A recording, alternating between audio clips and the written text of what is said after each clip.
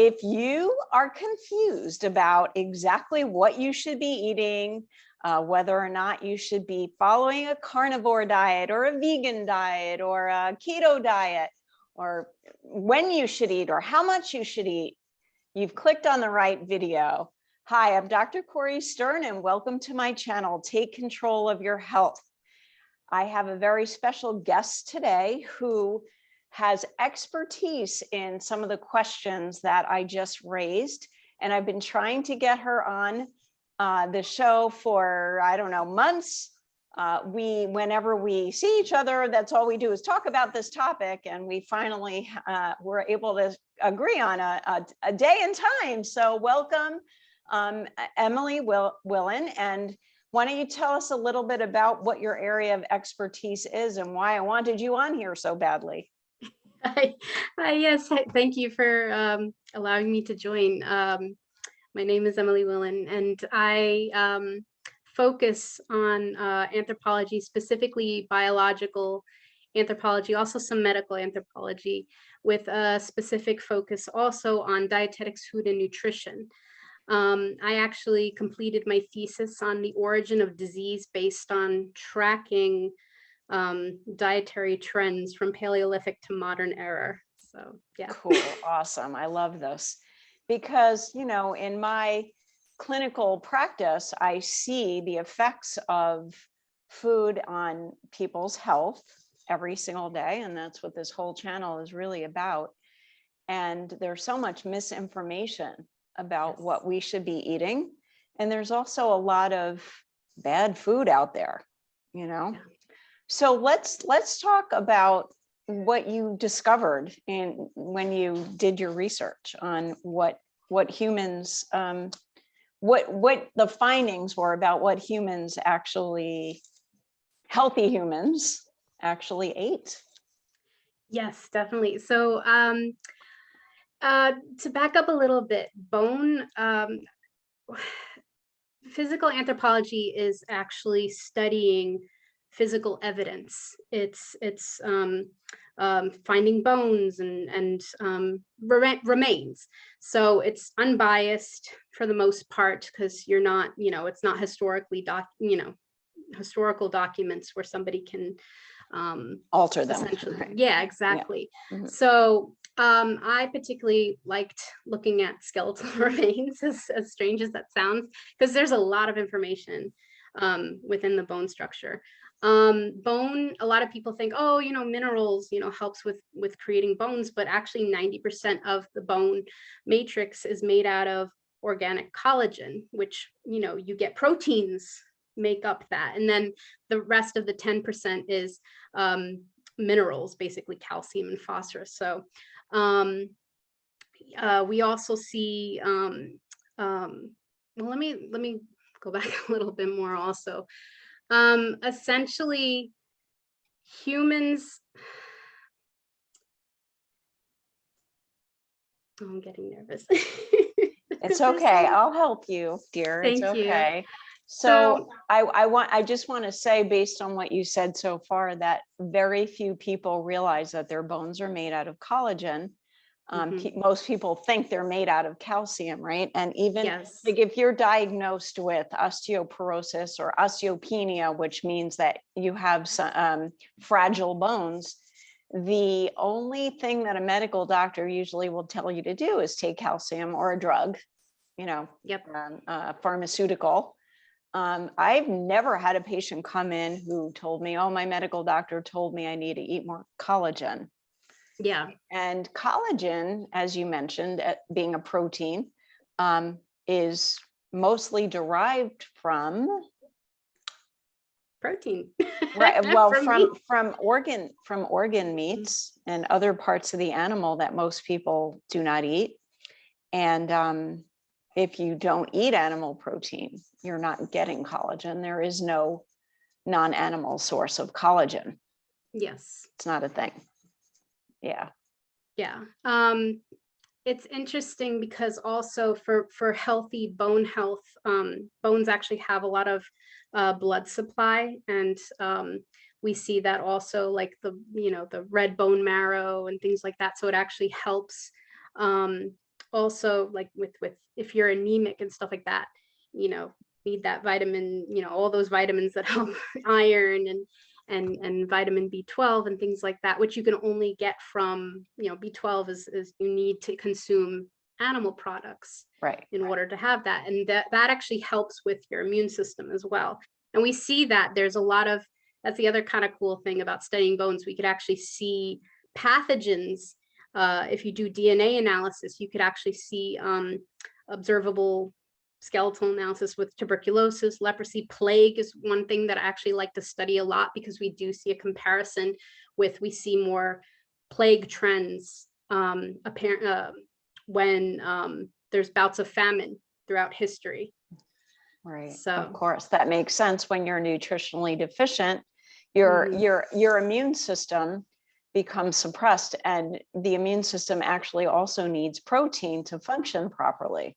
Yep. So pretty much every system in your body needs good quality protein to work properly and be healthy.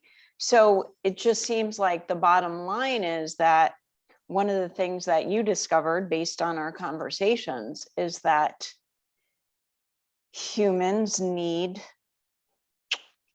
animal protein. And you said something to me before we started talking about bioavailability. Yes. So basically, when you consume animal products, milk, specifically fermented dairy, your body actually absorbs the nutrients, the micronutrients better, and can implement it within your body to maintain homeostasis. And that's regulating up to par with how you should be regulating. You can get protein in other ways. There's protein in pretty much, plant products and whatnot, but you need to like really balance certain nutrients. It's a little difficult, like say, for example, vitamin C, which is also important for, collagen production. You need to consume that with iron. And if you're not getting those right ratios, it's a little hard for your body to actually absorb things properly. Whereas if you consume animal products, it's readily available. One thing, a lot of people don't realize also that you need protein in order to maintain transcription. And what's transcription? It's basically what your cells are always, dying and regenerating, and in order to function properly. And if you're missing one of those amino acids, basically you have amino acids that actually make up a protein. If you're missing at least even one of those amino acids, transcription stops completely, and your muscles start to deteriorate. So it's really important that you make sure that you get all those proteins, and animal protein is one of those best ways of actually doing that. It's the easiest way to get protein. So if you want to only get protein from plant sources, you have to eat a huge volume to get enough. That's what we see in clinical practice, that people that are only eating plant proteins have a harder time with certain systems and functions. So getting back to what you said about amino acids, there is, what is it? Is it 24 amino acids, or is it 28? I'm bad with numbers. I forgot off the top of my head. Anyway, there's I think 8 of them that you are essential, that you have to eat. So the rest of them your body can make, but 8 of them that you actually have to eat in order to stay healthy. One of the amino acids that people are often deficient in is glycine. Glycine is mostly found in organ meat and in collagen. It's very present in collagen. So when you're eating, let's say if you are a meat eater or an animal protein eater, and you're mostly eating the muscle meat of the animal, so for example, steak, muscle meat is low in glycine, right? So you have an imbalance in your amino acids. You're getting too much of the muscle amino acids and not enough of the organ amino acids. Now, what's also interesting about glycine, and I don't know if we ever talked about this, Emily, but the GLY in glycine is the same GLY in glyphosate, which is the very toxic chemical Roundup. So when you're exposed to a lot of glyphosate, it actually knocks the glycine off the receptor sites, and you become even more glycine deficient. So the combination of, let's say, exposure to glyphosate because either you're eating GMOs or you're inhaling it because your neighbor is spraying their lawn with this weed killer, and then also you're not eating enough glycine, that combination is causing a lot, we're seeing a lot of illness as a result. That reminds me also of one of the things that I found during my research with heavy metals as well. It's very similar, where if you heavy metals, kind of your body, your cells need nutrition, micronutrients in order. Micronutrients are essentially like vitamins and things like that. They need them in order to function. And if you're missing, if you're deficient in any sort of micronutrient, and heavy metals are there, it's going to use the heavy metals in replacement of that. The bad thing is then your cells don't know how to really get rid of that, and they bind to the cells. So we see that also in the bone matrix. And I could talk a little bit too of like I'll go over my notes of like the things that I discover from Paleolithic to modern era of how we see like the nutrition trends, if you would like to go over that. Sure. Yeah, go ahead. Yeah, I'm fascinated by this. Thank you. I actually, one thing I also want to mention too is like, before I go into that, one of the things of how we are able to track these things also, not just the bone morphology, like the physical things that we could see. We also look at evidence, like from pottery vessels. We could actually test chemical isotopes in pottery residue, and we'll also trace that with the bone. So you actually grind up the bone and you use a mass spectrometer to actually test chemical isotopes. So if somebody, if a skeletal remain, when they were alive, if they were eating more carbohydrates, you see more like hydrogen, carbon, and oxygen. Whereas if they were eating more meat-based products, you see more nitrogen. And then there's lighter and heavier isotopes, and usually like meat sources are more heavier, they're more dense. So that's how we can actually track like what people were eating, other than like, oh, these people have like sunflower seeds in their graves, things like that. So and this is relevant because yes, the human body has not biologically adapted to technology. So we have not biologically adapted to processed foods or junk foods. So your discoveries about what earlier humans ate would, and healthy earlier humans would actually apply to what we should be eating today. And that's one of the reasons I'm so interested in this. And then we'll also touch on research done later on in the 1930s by another guy. But go ahead and talk about your notes. Yeah, so Paleolithic, this is pre-agriculture, this is hunter-gatherers. We actually find better nutrition. There's less disease across the board. We see more in the skeletal bone, more protein isotopes. We see better teeth health. There's only minor famine due to migration, when there's like a little bit of bouts of famine, and how we can also see that are different ways. The morphology that I mentioned before, we see it in Harris lines, which are these, they kind of look like little stress lines in the bone. We could see them in the teeth. They just look like a line, a white line. There's also Criberia orbital, which we'll actually see like little holes. So there's different ways to see like if somebody's not getting enough health in their bones. So we see less of that in hunter-gatherers. We see the cranium actually starts getting larger.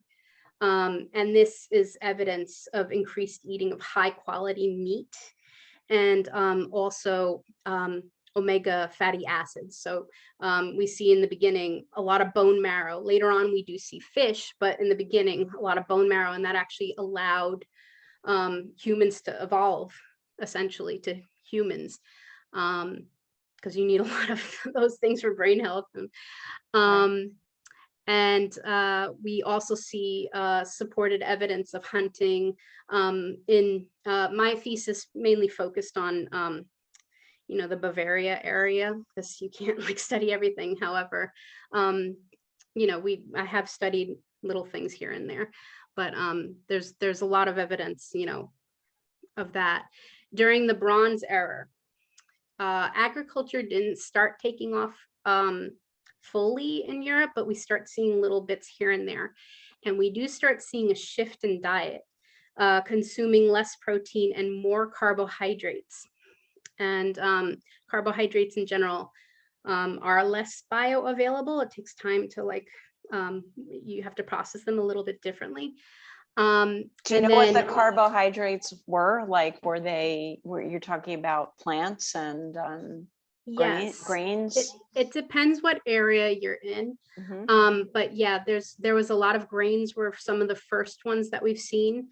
In the Middle East, we've seen some like wheat and things like that later in time, but because of migration. Right. So that was wild wheat, which actually was probably higher in protein than it was what we have today. Yep. Yeah, so we just start seeing little things like here and there. There's still the only bouts of famine that we can see in bone structure is like when there was, bouts of famine, when the crops, but we do start seeing people start relying more on the single crops rather than a variety of foraging and things like that. So we do start to see it more becoming more apparent. And we start seeing in those populations a decline in health. We start seeing deficiencies in nutrition in the bones. Major infections start around this point in time. The cranium actually started shrinking as well. More Harris lines, more metabolic diseases. We start seeing some height differences, short stature, and more of those sporadic diseases. So like rickets and those little holes that I mentioned before. Cereals. So going back to the grains, we start seeing that teeth are worn down and we're starting to see cavities because, sugars in your mouth.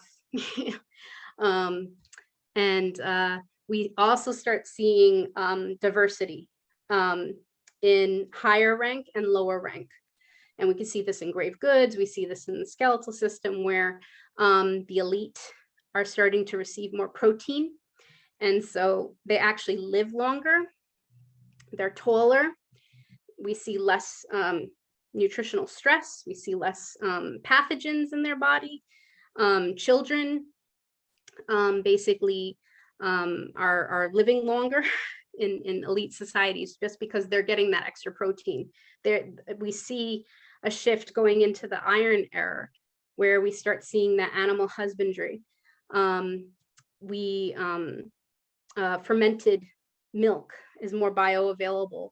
And so children actually were drinking more milk compared to adults in the area that I was focusing on in Bavaria. And we see more iron deficiency because it wasn't readily available. We start seeing warriors actually getting food supplementation. They start receiving meat, they start receiving millet. And we're seeing those trends in that they're growing taller and that they're living longer lives. If you look in, not a part of my thesis, but if you look in like the Mayan civilization, the elites were considered gods partially because of what they were telling the people, but also because they were that much taller, because they were receiving a lot of the meats, and the peasants of the area were not. And they were living longer lives. So, and then we go into the medieval period, which is actually kind of interesting, where we're starting to see really social inequality. Like, this is where it really takes off, of like height differences, iron deficiencies, anemia, and along with them parasites like started thriving. We start seeing that women had more bone issues than men because of the social cultural differences. We start seeing a rise in respiratory illnesses with children, which we can actually track through the bone, which is quite interesting. You could see like how the morphology of the chest are not suitable for that. And the plague, what I mentioned before, that they start coming around the times after bouts of famine. And then on top of that, you had poor or no sanitation. So yep. Yeah. People just, you know, pooping anywhere, and yep. Yeah. We start seeing weaker bones across the board.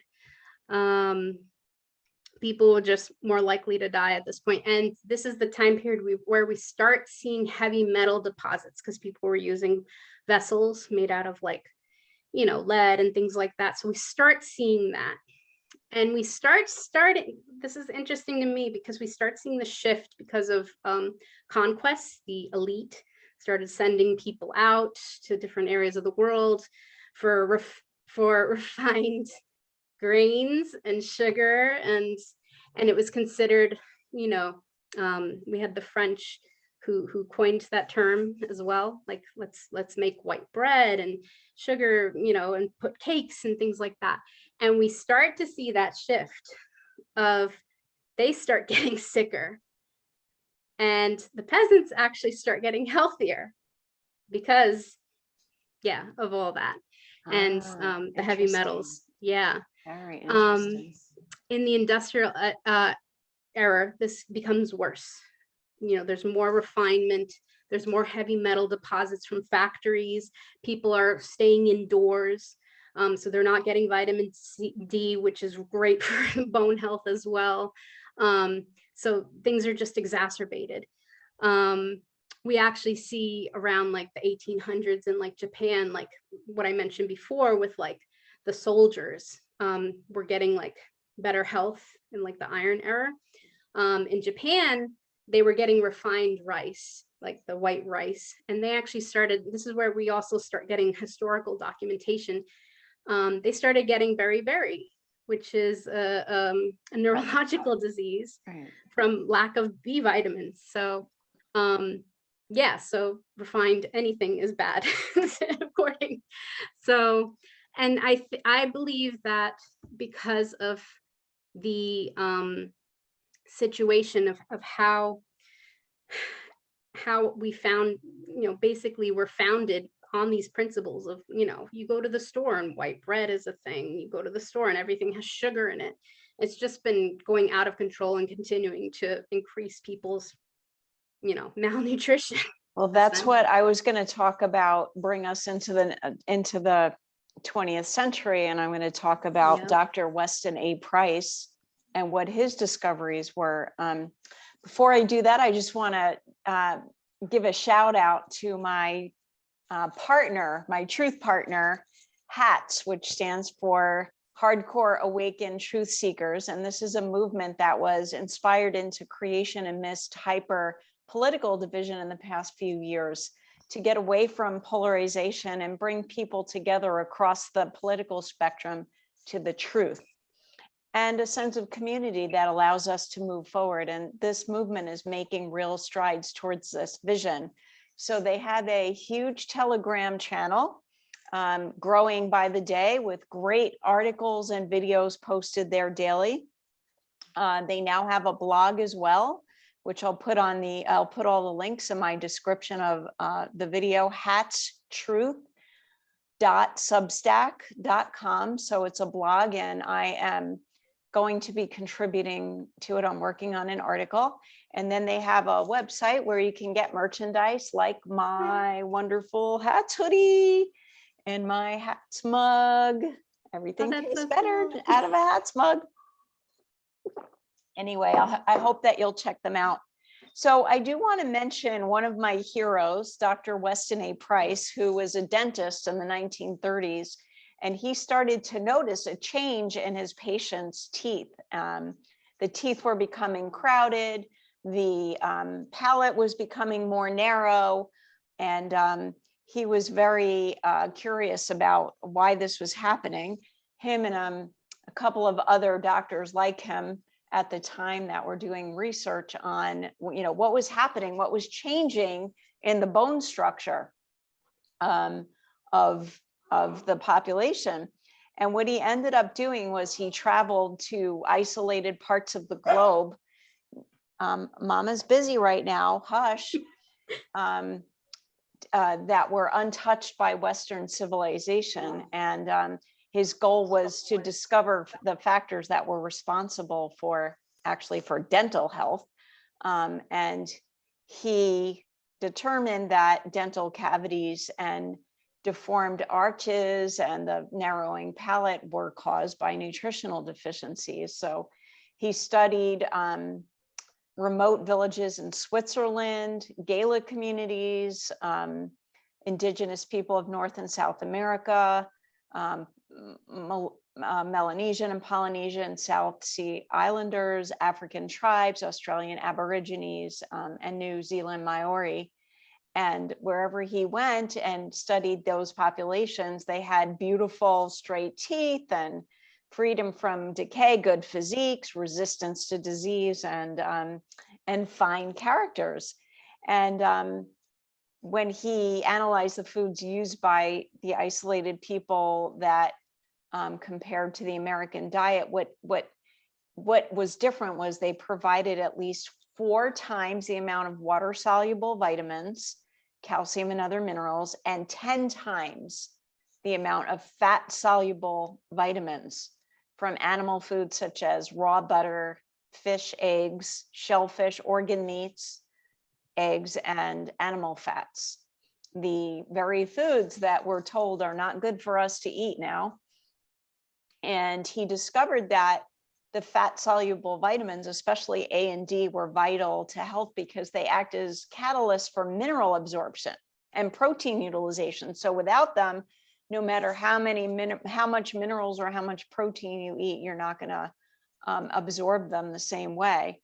And then he also discovered, well, he called it activator X, but we now know it as vitamin K, K2, which again, most of us are deficient unless we are eating really nutrient dense foods from a farm, or we're taking supplementation. So Dr. Price actually took photos of all the people that he studied, and he wrote a book called Nutrition and Physical Degeneration. And he put all the photos in that book. So if you don't like to read and you just want to look at the pictures speak for themselves. And it's a wonderful book. I'll put it in the description of the video, along with the website that is connected to an organization now called the Weston A. Price Foundation. And their whole mission is to help people find nutrient dense food. I sound like a commercial for them. They're not paying me to talk about this, but I go to that website all the time. It's chock full of great information, articles and podcasts and literature. And there's a section there, find a local chapter. So this is the US only, but they can actually help you to locate the closest and most convenient source of nutrient dense food. So I do refer people to this all the time. And it's just great information. And we find that people who eat the way the foundation recommends are the healthiest. They're my healthiest patients, including myself, eat this way, eat these nutrient dense foods. So we've run out of time, Emily, and I want to thank you so much for coming on. I would like to have you back because there's more to talk about, and we discussed maybe talking about your other specialty, which is medical anthropology. You touched on it a little bit, but I'm still fascinated by it. If this video helped you, please hit the like button because it helps other people to find it.